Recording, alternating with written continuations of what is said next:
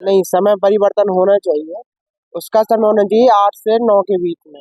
फिर इतनी रात हो जाती है, क्या फायदा। कुछ कुछ बच्चे हैं छोटे छोटे, वो देख ही नहीं पाते हैं, जा ही नहीं पाते हैं। का क्या मतलब है, सब लोग देखें।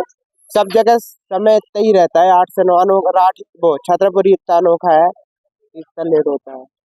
ये समय परिवर्तन के लिए ये है कि जो बच्चे हैं वो सही समय पे अगर अपनी परंपरा रीति को ना देख पाए तो उससे अपन को क्या फायदा। पेरेंट्स भी उनके क्या सोचेंगे कि हमारे बच्चे आगे के बारे में क्या जाने। उसके लिए ये है कि जो रामलीला का जो समय है उसको समय से पहले किया जाए, 8 के या 9 के बीच में, जिसमें जो जो कई कार्यक्रम ऐसे होते हैं जो समय से पहले हो। जैसे रामलीला में जो समय बर्बाद जाता है उसको पहले होना चाहिए, और जो भाषण चलते हैं उनको भी समय से पहले पूर्व खत्म हुए, जिसमें हमारे आने वाली पीढ़ी को पता चले कि हमारे कार्यक्रम में क्या क्या होना चाहिए। अब इसको लेके है कि बच्चे जैसे बूढ़े बुजुर्ग हो गए तो रावण का टाइम से जलना चाहिए। जैसे 7-8 के बीच में 9 भी बज जाए तो कोई दिक्कत नहीं है।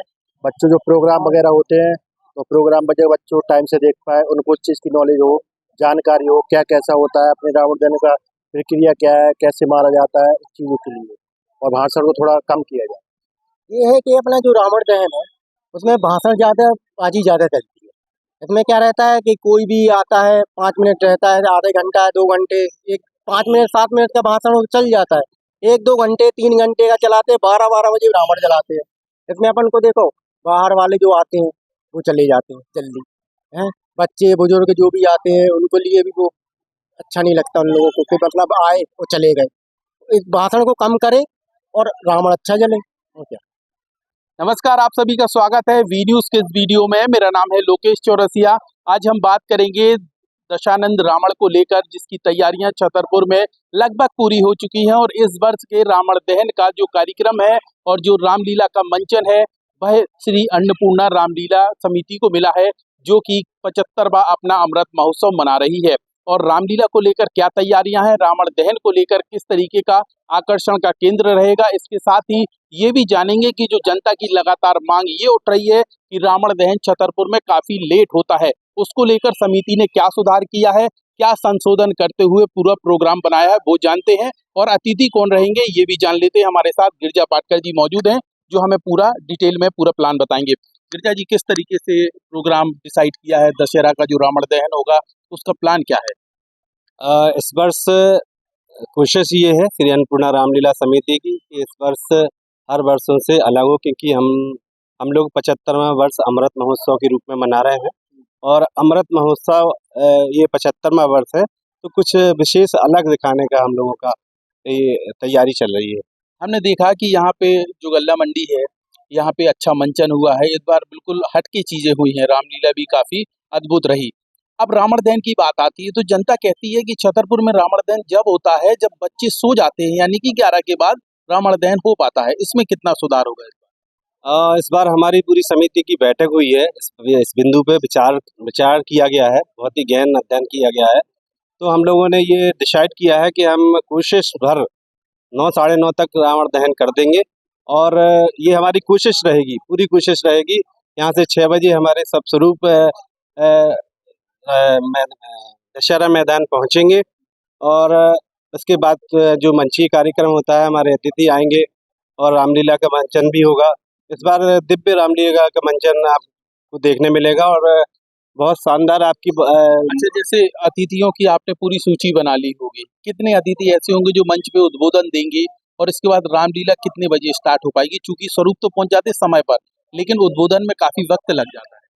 मंच पे सभी वर्गों को समाहित किया गया है। इसमें संत जन भी रहेंगे, हमारे राजनेता भी रहेंगे, प्रशासन के लोग भी रहेंगे, समाज से भी रहेंगे। सभी को समाहित किया गया है इसमें। कितने उद्बोधन होंगे लगभग?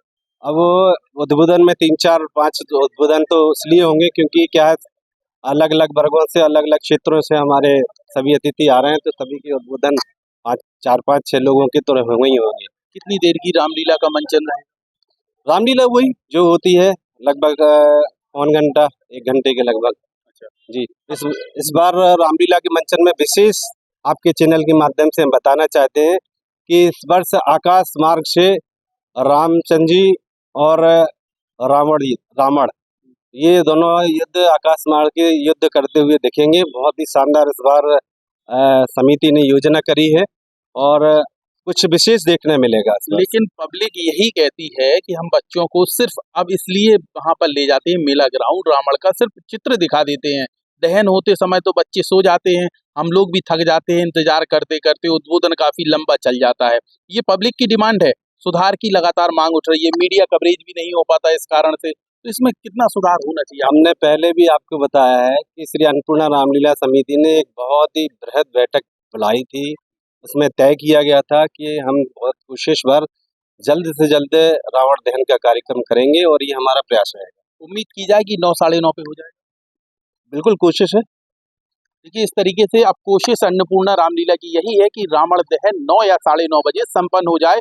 हमारे साथ लखन राजपूत जी मौजूद हैं जिनसे हम बात करेंगे कि इस बार की जो रावण दहन की प्रक्रिया है उसमें रामलीला का मंचन कितना परिवर्तित होगा, क्योंकि ये रावण का भी किरदार निभाएंगे और समिति में भी है तो नॉलेज अच्छा रखते हैं, उनसे बात कर लेते हैं। लखन, किस तरीके से सुधार दिखेगा और खास बात यह है कि रामलीला जो देखी जाती है लोग क्यों देखें, कुछ अलग हटके होगा क्या? देखिए लोकेश भाई, इस बार चूंकि श्री अन्नपूर्णा रामलीला समिति अपना 75वां आयोजन मना रही है, जिस कारण से बृहद रूप से महोत्सव मनाया जा रहा है, अमृत महोत्सव महायज्ञ 2025 के रूप में।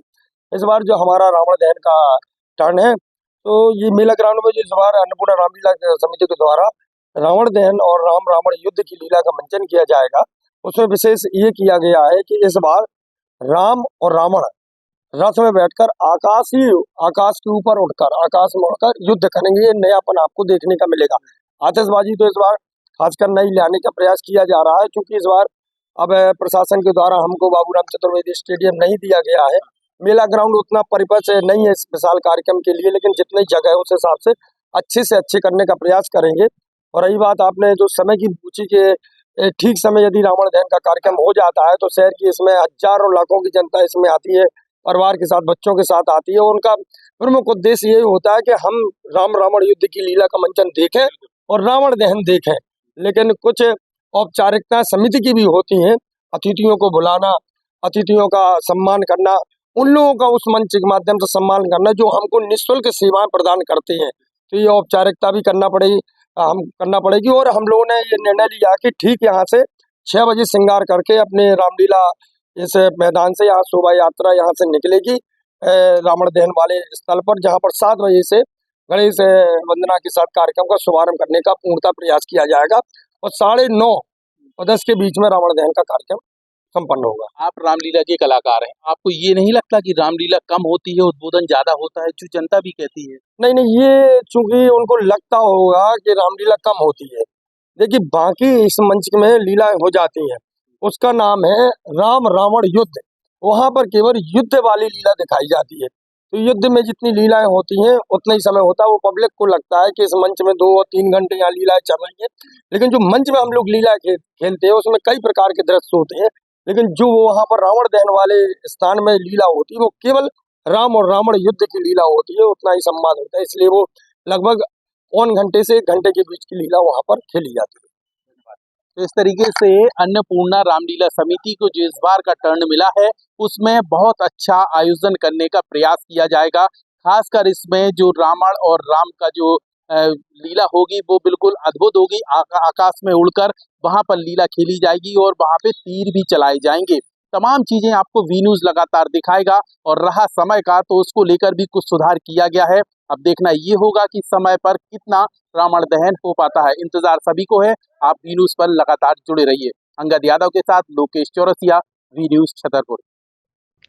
आपके बच्चों के सुनहरे भविष्य के लिए Vatsalya day boarding under aegis of doctor KN memorial senior secondary public school Chhatarpur Madhya Pradesh affiliated to CBSE New Delhi. आपके बच्चों को मिलेंगे आधुनिक शिक्षा के साथ भारतीय संस्कार, personality development, digital smart class, experience faculty, art, music, dance एवं yoga classes, well equipped levels and library.